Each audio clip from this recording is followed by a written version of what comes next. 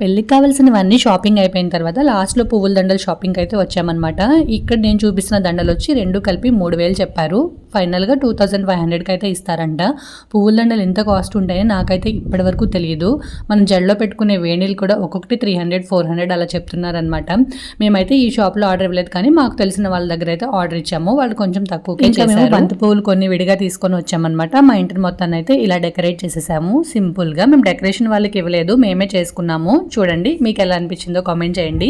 ఇంకా ఆ నైటే మెహందీ కూడా పెట్టేసుకుంటున్నాం అనమాట. పెళ్లి కొడుకు కూడా ఇంతవరకు పెట్టలేదు. నెక్స్ట్ డేనే పెళ్లి. మాకు అస్సలు టైం సరిపోలేదు. పసుపు కొట్టడానికి పెళ్లికి 10 days ఉండడం వల్ల అన్ని చాలా హడావుడిగా పెళ్లి టైంకి అయితే అన్ని పనులు కూడా కరెక్ట్గా అయిపోయాయి. చూడండి నా మెహందీ అయితే ఇలా ఉంది. మా అన్నయ్య కూడా నేనే పెట్టాను అనమాట. అవి యాడ్ చేస్తాను పిక్స్ ఎలా పెట్టాను అనేది చూడండి. అందరం మెహందీ పెట్టుకొని పడుకునేసరికి 1 అయింది. మళ్ళీ ఎర్లీ మార్నింగ్ 4 o'clockకే లెగవాలన్నమాట తోరణాలు కట్టడానికి. That's for mini vlog. Please subscribe for more.